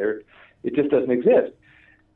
So here is Satan standing in front of this minister, and so the Newton said, so describe him. What is he wearing? And he said he's wearing, he's got these cloven hooves, and he's got hair all over his body, and he said, now describe his feet. The minister said he's wearing tennis shoes. And Newton said, well, that's a little weird, don't you think? And suddenly in that moment, he realized it was his spirit guide putting on a mask, like a visual, energetic mask of Satan and scaring the shit out of him. And the guide said, you've been doing this your whole life with people, scaring the shit out of people, using it as a power and a tool to better yourself. But it doesn't exist. And he realized in that moment that it was like a lesson he was trying to teach him. You see? Yeah. When I was teaching film at Loyola University, one of my students did a documentary about retired exorcists. These are Jesuit priests, and even the church doesn't really believe in exorcism, but they have guys who can do it. And so he interviewed, and this guy gave a lecture, and during the documentary where he pointed out that Satan as a person, as a negative person, didn't really exist until the plague, until the 6th, 7th, 8th centuries. Up until then, he was like a fallen angel, and he was considered to be such by the church, by everything else. He wasn't the great Lord, the great Bob, the embodiment of evil. It just didn't exist. It wasn't until later on that people started, giving him these credits, right? Yeah. And observing that from him. And what I found is in every single case where people are under hypnosis and they're suddenly approached by something that's dark or scary or whatever, because you have free will, you can stop the action and say, oh, now who is this? Why is this person here? What's their role in your life? Why did you agree to have them show up today? What's the purpose of that? And you'd be surprised because, of course, once you eliminate fear by pointing out that it's just a construct, in a person's mind, then you can really examine these things. You can really pay attention to. All right, so I just wanted to do a preamble there, which is I'm just saying this is not my opinion or belief. This is what's in the research. 7,000 people over 30 years are near-death experiences. And I've examined the near-death experiences where people talk about going to a hell or something like that. I've even filmed a session where a person, after a lifetime in Egypt, back, thousands of years ago, she saw herself going into this gnashing of teeth place with sulfur and smoke. And then when the hypnotherapist said, why are we here? she realized, oh, this is because this is what I imagined hell to be. And as she realized, she said it, it dissipated. So it's not that hellacious realms don't exist. They exist relatively to what your experience is. So you can eliminate them and make them disappear in a second by seeing why you chose to be there. You see? Okay? Mm-hmm. Anyway, I don't want to throw anybody off, but throw anybody off their path. And I know you just had a great conversation with, somebody who, but, let's just examine, why do we choose our lifetimes? And that person chose her lifetime to examine these things. And I'm just here to say, well, that's a noble, everybody's lifetime choice is wonderful and noble. And I will never be the last person to ever judge anybody's lifetime choice. However, in the research, he don't exist. So why is it that we have these dreams? Like, what's the purpose behind that? Well, I think it's a little bit like it's like being in a pool of water. When most of the time we get our heads up above the water, and that's consciousness, or our not consciousness, but that's our conscious daily life. But underneath the surface, there's a lot of stuff going on. And when we sleep, sometimes we drift down inside that other part of the pool. Sometimes when people have a near-death experience, they do a full boat under the pool. Sometimes people have an out-of-body experience. They examine it. Somebody gave me a copy of Seth, books by Jane Roberts. Seth Speaks. It's written back in 1970, and this is a woman who channels somebody that I can only describe as being a spirit guide, and he goes into this great in-depth, I haven't read all of it, but goes into these great in-depth explanations of why these things happen. And he was talking about dreams being like a bridge between consciousness, our conscious world, and this other world where, sort of super conscious, or where all our information is. And it's not like an amorphous pool of stuff, but our, for lack of a better term, our higher energy has a sort of an entity exists. So a higher Richard and a higher Alan, let's say. And so when you're having a dream, for example, my dad had passed away, and I was doing a minor surgery kind of a thing, and they put me under, and I don't remember counting backwards, but I did. And then I remember sitting with my dad alongside a beautiful river, and it was a beautiful grass, and he was about 40. So it wasn't him as I knew him, because I was, he was probably 35 when I was born. But he's about 40, and we're having this conversation, and we're laughing like we always did. Laugh, laugh, laugh, laugh, laugh. And then I started to hear the sounds of the doctor's room coming in, the machines and stuff like that. And I looked at him and said, that's my cue. I got to go. And he might, he said something along the lines of, well, see you later, or be good, or whatever. So, what was the purpose of that? I don't think there's a purpose for it other than it just is. That we occasionally dip down underneath the surface consciousness. And by the way, when you do these kind of meditations, as we just heard, you try not to force people into having some kind of a point of view, or because of course their conscious mind is saying, I don't want to say that, I'm not comfortable examining, whatever reason they don't focus on it. However, just the act of doing it, like a meditation on it, actually opens up doors in the brain. So the reason for that particular vision that you had is not accessible to you right now, but the mere act of examining it, I think, in my experiences, you'll come to an understanding of what that is soon, because you've sort of turned a light on it, and it'll come to you, in some other fashion. You'll be sitting around having a cup of coffee, and you're like, oh, I see, that's this. Or you read something about somebody else's account. Oh, that's this. Like classrooms in the afterlife. You read somebody's account of it, you're like, oh, that's what my friend was talking about. You see? Right. So we have a tendency to connect A to B to C to D. That's just how the world works. We get up, put our clothes on, go to work. The process of A, B, C, D. We don't really think of things from this kind of overview perspective. And all I'm saying is, listen, I'm, again, a journalist. I'm not a hypnotherapist. If I was really good, I'd have you under hypnosis and quacking like a duck. Yeah. No, just kidding. But, but that's not, that's, the point is just examining these things allows you to sort of open yourself up to it. How do people get a hold of you? Let's see. I've my richmartini.com. That's pretty easy. And then I've got a couple of book sites, a wonderfulafterlife.com and FlipSideTheFilm.com. If you want to see people under deep hypnosis, that's why I made FlipSide the Film. Originally, I shot this documentary. It was like 30 hours of people under deep hypnosis. And I was like, oh, my God, how do I tell the story? You can't have a 30-hour film. And as soon as you start editing, a session, it looks like you're artificially manipulating, what's happening. Right. And then somebody said to me, oh, your movie's a book.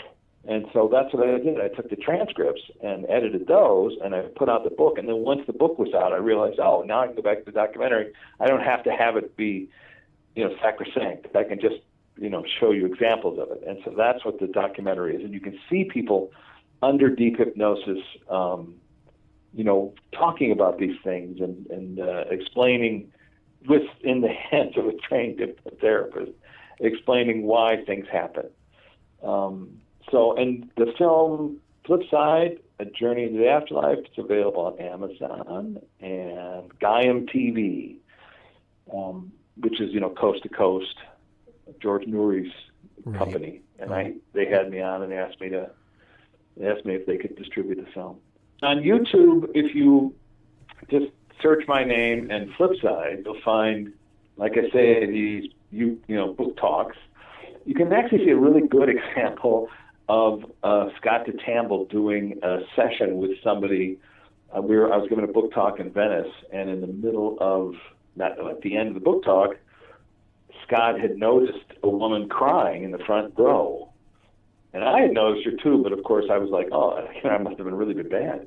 Yeah. But Scott said, is there something you'd like to examine? And she said, yeah, it was when Richard was talking about the massacre of the Indians, I had something go through me that was really powerful, and I couldn't stop crying about it.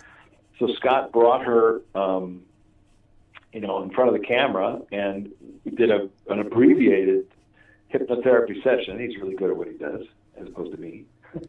And within a few minutes, this woman was back in her tribe, that she lived in West Virginia. It was funny because I mentioned that, I tracked the tribe down.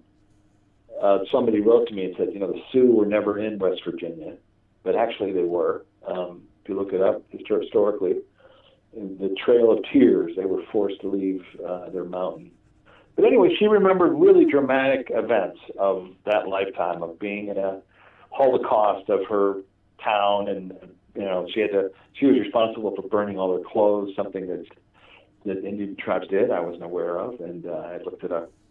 Anyway, and so if you want to see someone doing a hypnotherapy session, just Google Scott or search Scott DeTamble, Tamble, and my name, and on my YouTube web page you can find that event happening. Great. Thank you. I'll actually have that all linked to our site as well, so people can have that handy. Excellent. All right, my friend. Great chatting with you. Yeah, thank you. Okay. Show's over for now. Was it as good for you as it was for me? Well, good night. This has been a production of the Z-Talk Radio Network. I'll be back.